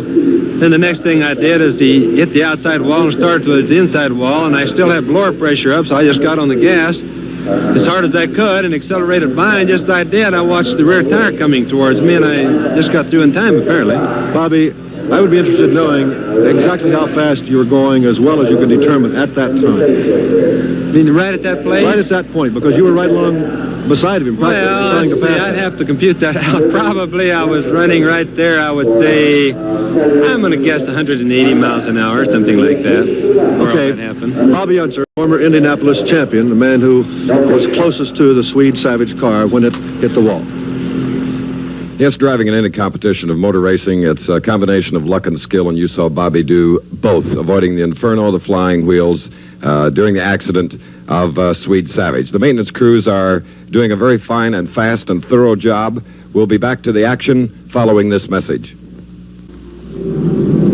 We're back at Indianapolis, and it looks like the green flag will come out again. There has been a wait, actually, of 1 hour and 11 minutes. The debris has been cleaned from the tracks. Swede Savage is in Methodist Hospital. His condition is described as critical. The man is alive. He is described as conscious. The race is underway again. Savage is in stable condition. Both of his legs are broken, and he has a number of burns to his right hand and both arms. The burns are severe. The man in the pits has died. Armand Durand, a crew member of the Gordon McRae car from Culver City, California, at age 22, died at 4:23 this afternoon in Methodist Hospital. The race goes on, and Al Unser is the leader in car number 4. There's his brother Bobby, who is actually one lap behind, but just behind his brother. Brother Bobby will try to unlap himself, as they say, from brother Al. In second place in the race is Gordon Johncock in car number 20, a teammate of Sweet Savage. And in third place, Bill Vukovich in car number 2. Only those three cars in the same lap. Well, Unser may well become a three-time winner of the 500 today. You know, he went back-to-back a few years ago, and now he's out front in that Parnelli-built car.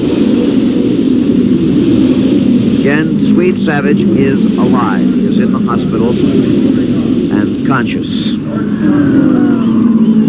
Joining Salt Walter, who was injured in the crash on Monday, both of them in Methodist Hospital in Indianapolis. Unser, the leader, Bobby Unser, one lap down, just behind him. But in second place again in the race is Gordon Johncock, the teammate of Sweet Savage. He's in car number 20. In third place in car number 3 is Bill Vukovich. Jim, during the period the race was stopped, A.J. Foyt has replaced George Snyder in car number 84 in his continuing quest for a fourth Indianapolis triumph. The determination of A.J. Foyt is difficult to describe. Getting out of his own car, which broke down, and getting into his teammate's car. That, of course, is allowed under the rules, and Foyt is the leader of the team, so he can decide who's going to drive the car. Incidentally, that car's in fifth place, 2 laps down. Up in front, Al Unser. He is the younger of the two brothers. He is some 5 years younger than brother Bobby, who is just behind him. Bobby Unser, who we saw in that interview, was right behind Sweet Savage at the moment that he veered down left and hit the wall. Al Unser was just ahead of him, preparatory to going into the pits. Jim, during the time the race was stopped, all the crews were allowed to work on the cars, and everyone took on fuel that wanted to, which means they were all saved a pit stop. Race going on under continually lowering skies. It's not very bright here either. That's the only Chevrolet in the race on the right side of the screen, Jim. Jerry Carlin, Smokey Unix, stock block Chevrolet generated a lot of interest here, but it's not running well in the race at all today. All right, we're getting a lap timing on the leader here on Al Unser. Remember, this track is 2.5 miles around. 45 seconds exactly would be 200 miles an hour, but it's obvious we are not going to see that today. It has not been done at Indianapolis, and they have not been up in that area. Al Unser, current leader from the Parnelli-Jones Bell Militich team from California. The car designed by Maurice Philippe, famous European race car designer who was certainly one of the men who made Team Lotus in recent years, designing the Lotus cars until he came to work for Parnelli-Jones. There's the time. And it's 48.8. That's 184.426 miles per hour. That is a very, very fast lap.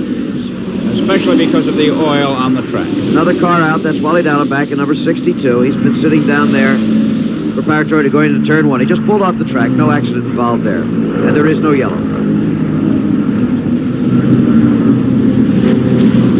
Bobby Unser is not as close to Brother Al as he was. He said he was trying to unlap himself, but he may be having a problem because he's not nearly as fast as he was. Gordon Johncock second, remember, Bill Vukovich third. Now Al is slowing down. See, the other cars are closing in on the leader. It looks like Al Unser is having a problem. The attrition rate's tremendous in this race. The first car in the picture is Lee Koonsman. He's quite a ways down in the standing. And that's Gordon Johncock has gone by him, Jim. Okay, Gordon Johncock in car number 20 has taken the lead. A 36-year-old race driver from right here in the state of Indiana. A veteran on this course. A veteran on the USAC Trail, but he's never won the Indianapolis 500. It was Johncock, Jim, who started all the talk about the 200-mile-an-hour lap with his tire test speeds earlier this year and some really high speed going down at Texas World Speedway. This is certainly a strange, emotional situation here. The Granatelli car, Johncock leading the race. Another car has blown a tire. That's Jimmy Carruthers. I thought for a moment we were going to have something else terrible here, but what a job of controlling that car young Jimmy Carruthers is doing. My goodness, it looked almost impossible to control that car. There it is again. Look at that. That could have sent that car to the right and perhaps into the crowd. Carruthers, the young midget driver, has done a certainly superb job, as Mike Mosley, in avoiding running into him. He kept that car straight as an arrow coming down the straightaway. You know something else? The spot where that tire blew appeared to be the exact spot where Savage's car disintegrated when it flew back on the racetrack. Could be there's some small bit of debris still left there. Very possible. Very possible. They try to clean the track very well. And look what Carruthers has done. He's gotten all the way back to the pits. A remarkable driving performance. We'll return to Indianapolis in a minute. The racing goes on at Indianapolis. It is not quite as dark as it appears on our color camera pictures, but the visibility is still plenty good enough for racing, but it's a very dark late afternoon. The mood very somber here. Gordon Johncock leading the race. Bobby Unser second now, or Bill Vukovich second. There's Al Unser coming out of the pits again. Remember, he had been the leader, and he slowed down and had to come into the pits. Jim, here's a remarkable report from the pits. Jimmy Carruthers' right front tire was punctured by a connecting rod bolt from his exploding engine. And that's the fifth car to break a connecting rod bolt so far today. Excuse me, A.J. Foyt, who took over car number 84, is in the pits again. He has been black flagged by starter Pat Benan. When they hold up the black flag, that means you must come into the pits.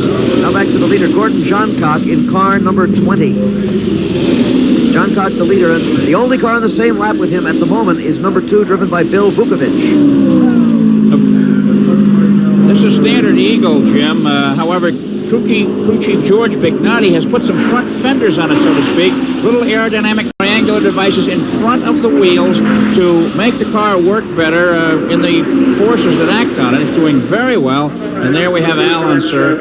He's taking off his glove. No chance for a third victory. Okay, he got out of the pits, took one lap, and came back in again. Al Unser is out of it when he takes off that helmet. There is Jerry Grant, one of the Olsenite Eagle team. He is the teammate of Bobby Unser. He is the man who almost won this race last year until that pit stop with 10 laps to go that not only cost him victory, but the manner of the pit stop eventually cost in many places and the team $75,000.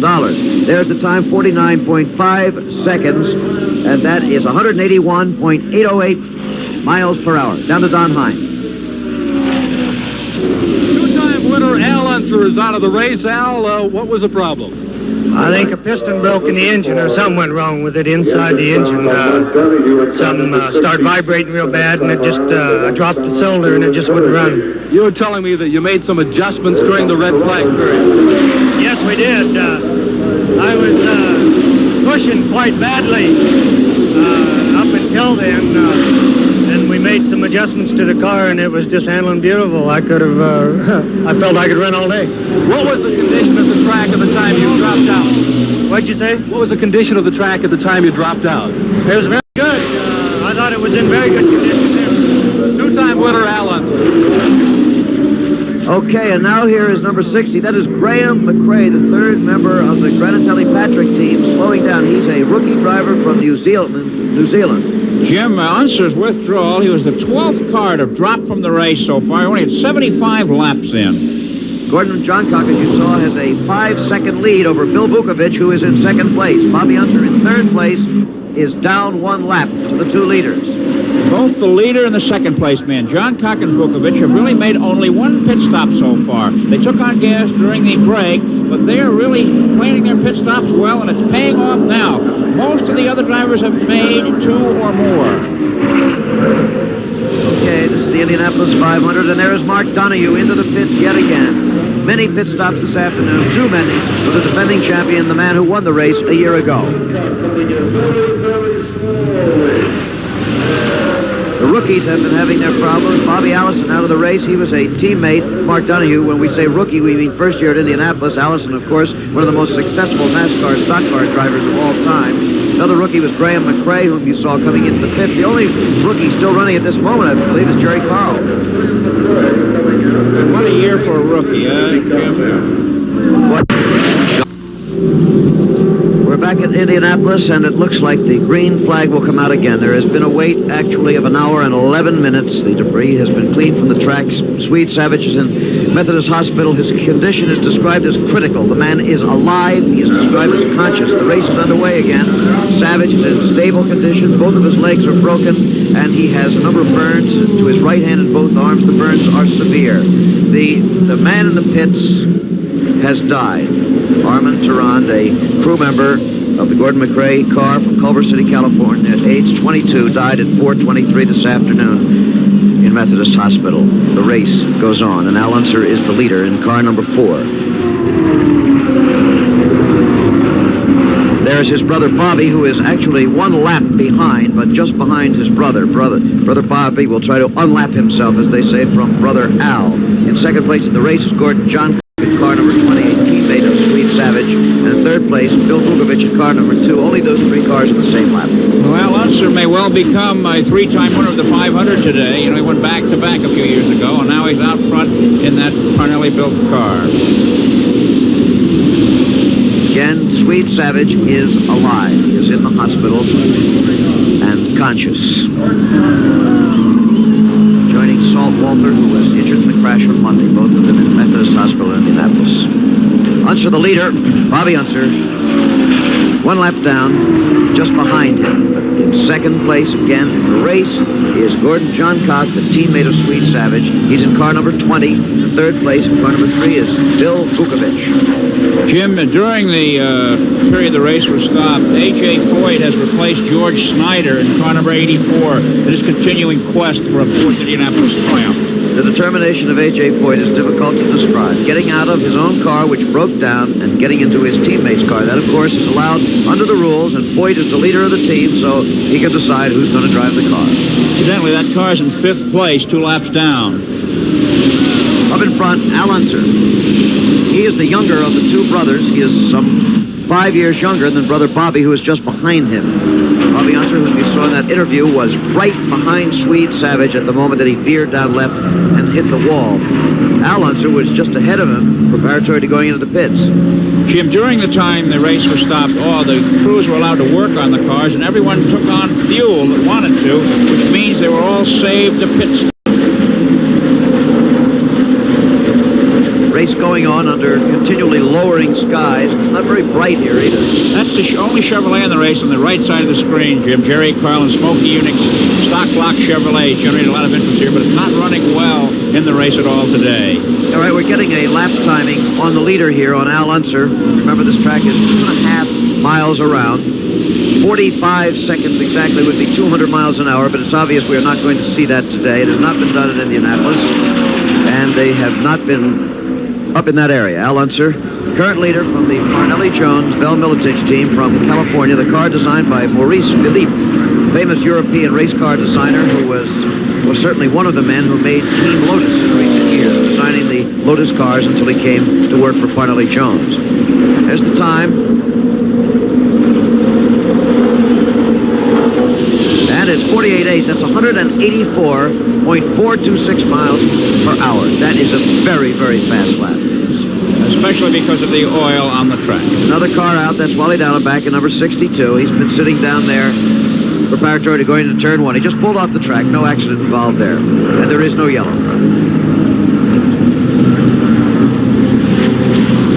Bobby Unser is not as close to brother Al as he was. He said he was trying to unlap himself, but he may be having a problem because he's not nearly as fast as he was. Gordon Johncock second, remember, Bill Vukovich third.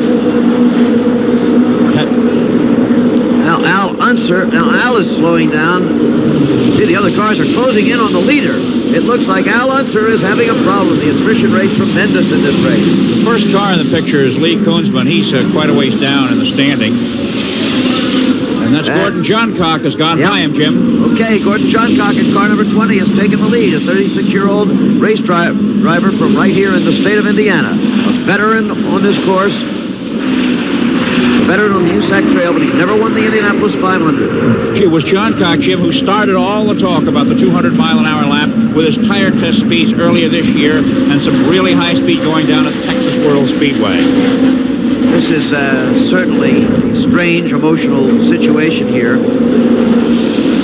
The Granatelli car, Johncock leading the race. Another car has blown a tire. That's Jimmy Carruthers. I thought for a moment we were going to have something else terrible here, but what a job of controlling that car young Jimmy Carruthers is doing. My goodness, it looked almost impossible to control that car. There it is again.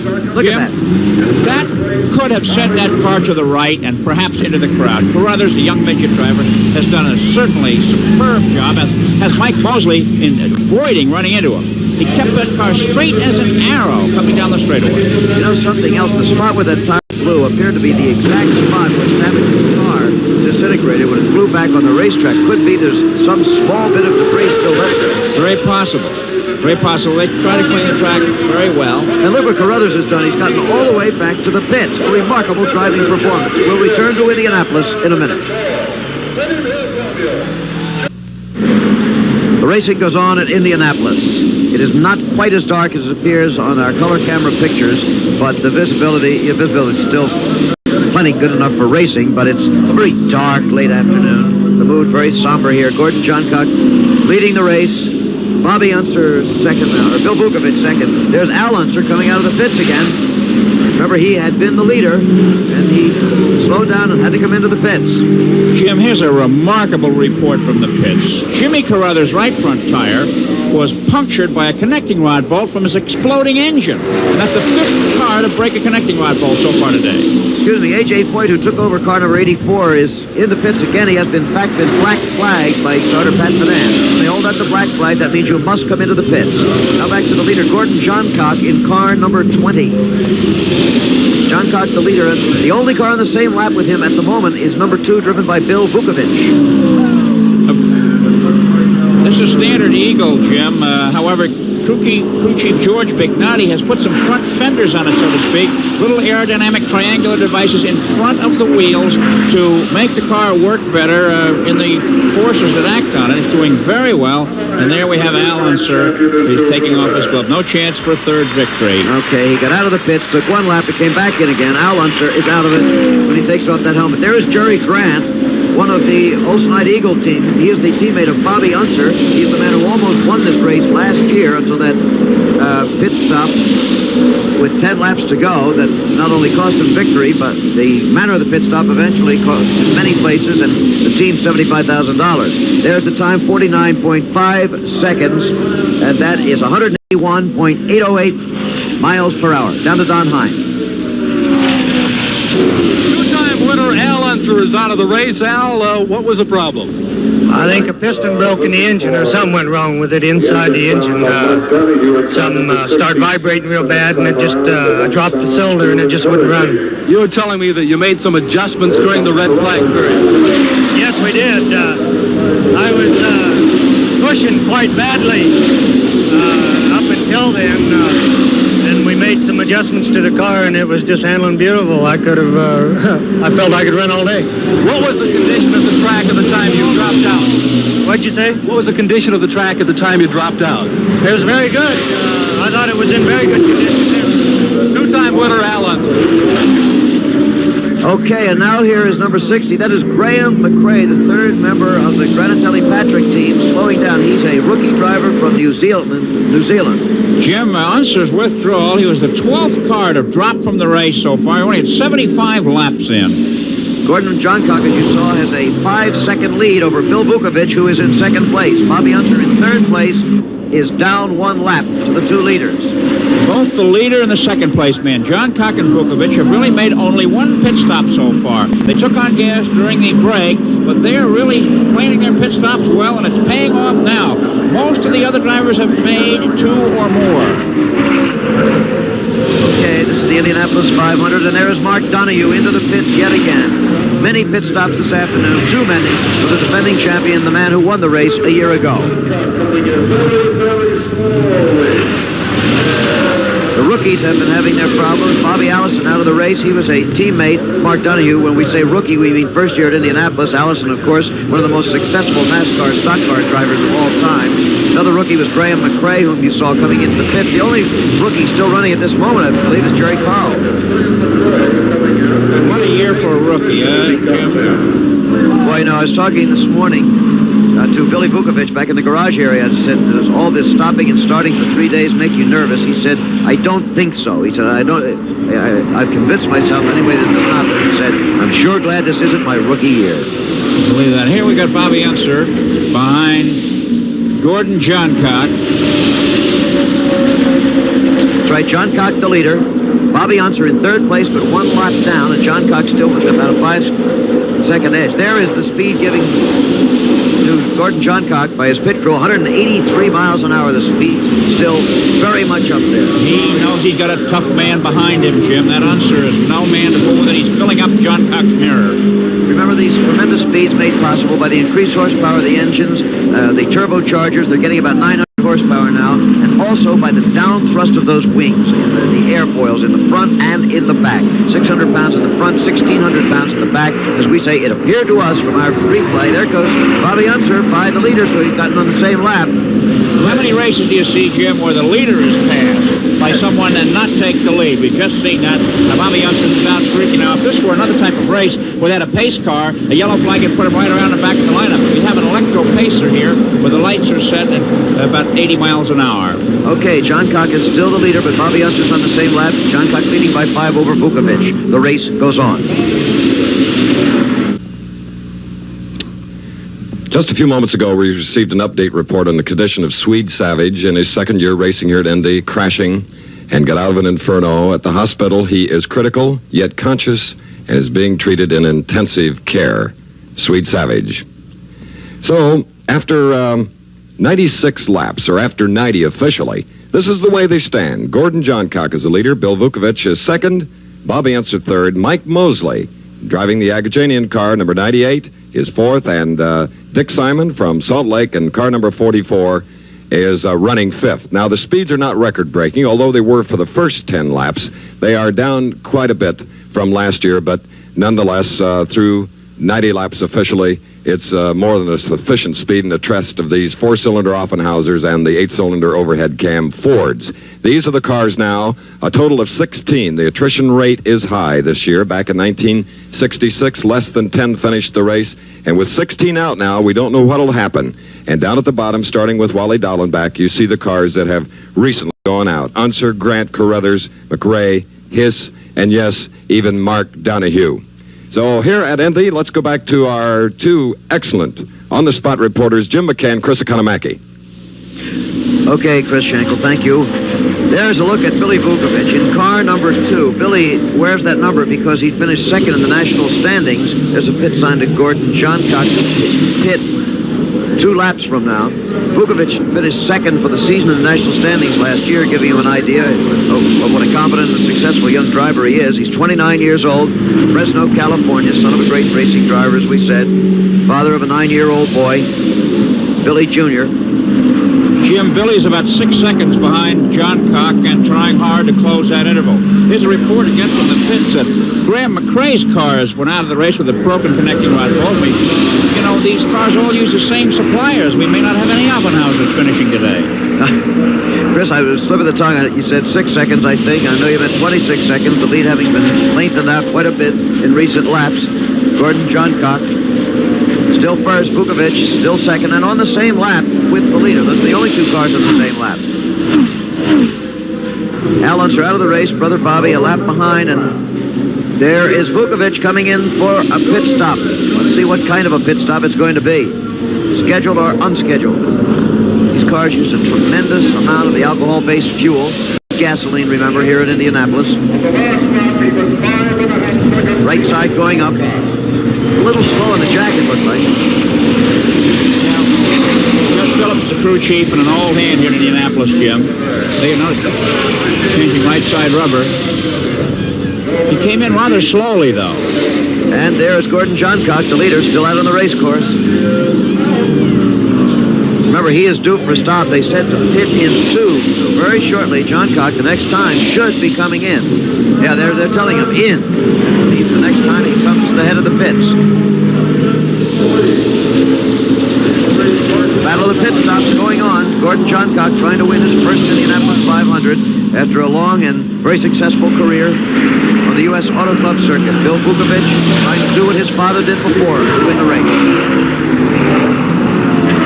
Johncock, the father of 6 children, 36 years old. A wide shot, a look. That crane has one of our cameras, and the camera was dangling from it, by the way. Our Our cameraman, it's not patting us on the back, it's patting our cameraman. The guys on the back, they've done a sensational job this afternoon under very trying circumstances. Here's the leader into the pits. That's Gordy Johncock. A lot of pit action right now. We wonder what effect the accident earlier has had on the crew. Here's Bobby Unser pulling out. Bobby Unser has stopped on the race course. You saw him by the creek down there in turn 1. Now back to the pits. Remember that this team here has lost a crewman, died, being hit by a fire truck. There's Dick Simon. Gee, he was doing so well. He was running fifth, and now he's smoking, and he may be out of the race. He was the best placed Ford engine car in the standings, Jim. It's not a great pit stop, 27.3 seconds. You'd want to be under 20 if it was really sensational. But he really came in fast, and he's really accelerating out, and that's part of it, Jim. A.J. Foyt has broken down for the second time today. Remember, he started off in car number 14. When that broke down, he took over his teammate's car, number 84, but now A.J. is going to walk it home, as Ralph De Palma did many years ago. We'll return.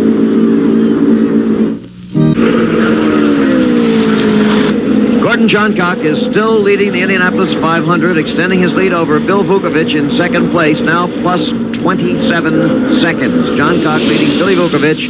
Bobby Unser still listed as third, but he has broken down and is out of the race, so that is... It's the Maharaja getting right in it, Jim. A.J. Foyt. Now he wants to win that fourth Indianapolis 500, but he won't do it this year. His last car for the day is broken down, and he's riding it home. The leader, Gordon Johncock, as we said, is from Franklin, Indiana, not very far from Indianapolis. Born in Hastings, Michigan, 36 years old. He's driven in 105 championship races, as they call them, on the USAC Trail, including today's race. There's Bill Vukovich, still in second place, 27 seconds behind. Car number 2. This car is owned by Jerry O'Connell of San Jose, California, sponsored by his dried fruit business. It's known as a Sugar Ripe Prune Special. Only race car sponsored by prunes, that's for sure. Up in front, ahead of the prune car, is the Granatelli-Patrick car. Their interest much more in the oil world than the prune world. Looks funny of Johncock, who's quite a rugged individual, though quite short, wearing a baby blue crash helmet, Jim. It just doesn't seem quite right. A congruous touch. Gordy is one of the smaller drivers on the circuit, making it more comfortable, I suppose, for him inside these cramped monocoque chassis cars. 5 feet 7 inches, 150 pounds, compactly built. There's Vukovich again. Mark Donahue, last year's winner, has been in and out of the pit 7 times, Jim, with that engine problem, whatever it is. The cloud's still lowering here. It could rain at any time, and it has been raining, it seems, for a month out here. Get another timing on Gordon Johncock. The other speeds are holding up. I don't think visibility is still any problem to the drivers out there. Of course, if it were, they'd be stopping the race at this point. But it's getting a little tough for our cameras. Not too much light. Color cameras take a lot of light.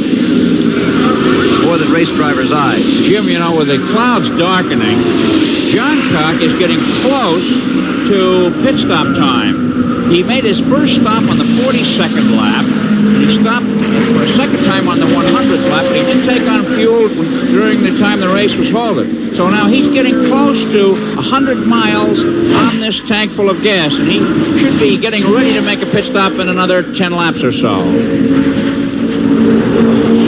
There's the timing, 49.8 seconds. That's 180.722 miles per hour. A little slower, but not very much. And at this point, in the late afternoon, we can't tell for sure whether it's darkness coming on or rain or both, but those clouds are really low and black. We've had a report for the last hour or so that there is rain in this area moving towards the racetrack. Most of the weather here comes in from Terre Haute. It's been raining in Terre Haute for some time.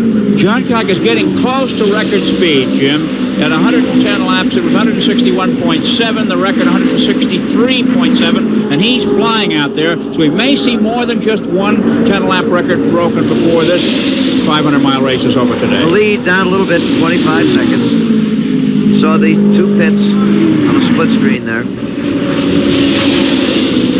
11 cars are only left running in the race.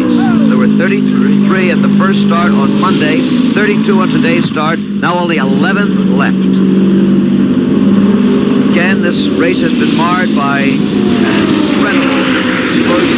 There are the two pits again. That was Vukovic on the right. And now Mike Mosley is out of the race. No accident here. Well, the last 2 years, the race ended for him when he crashed at turn 4. Not so this time, fortunately. You know, he was involved in that first lap accident this year, and there was a fire involved, which meant 3 straight Indy 500s. He's been in fiery accidents.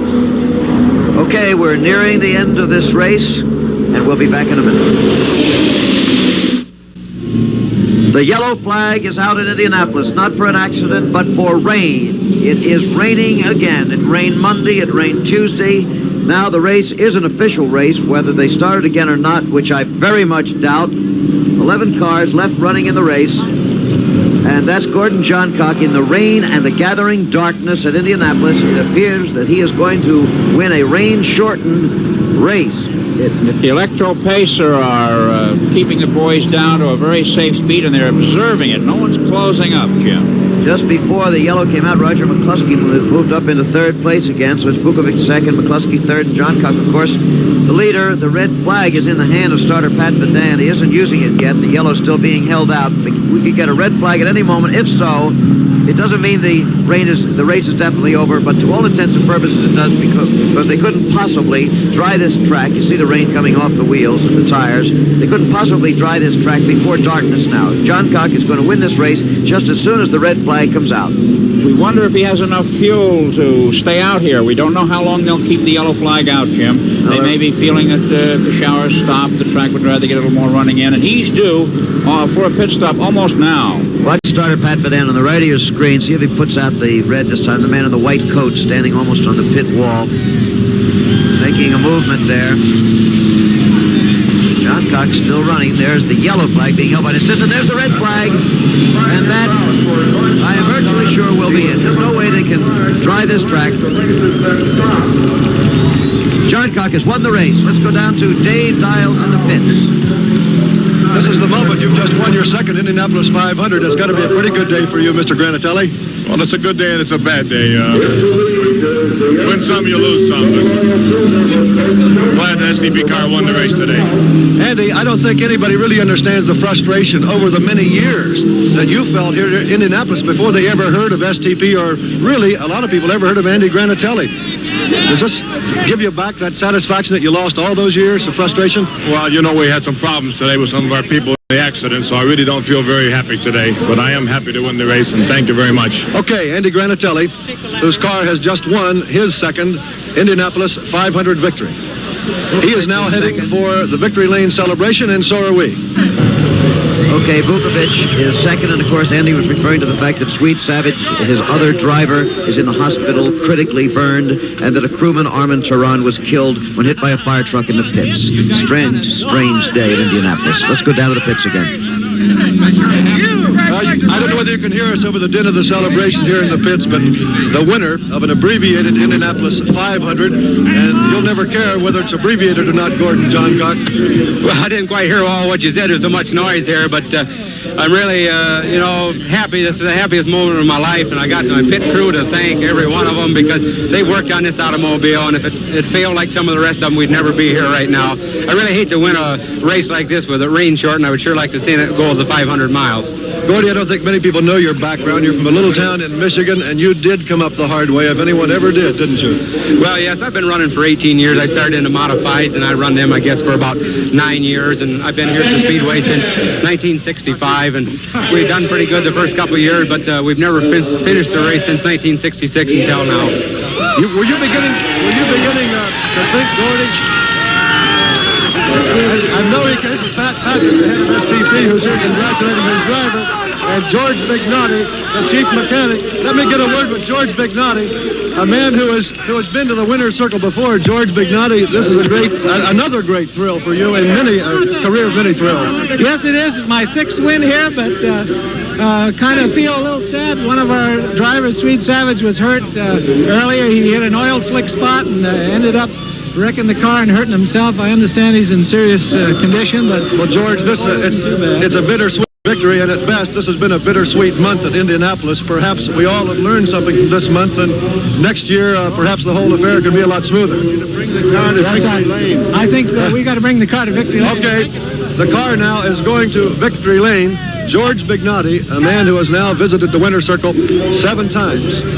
Dave Dials reporting from the winning pits. We might point out that it's quite possible that Andy Granatelli and George Bignotti do not know as yet that their crewman died. They're referring to trouble and the fact that their driver's in the hospital. They may well not know the worst news as yet.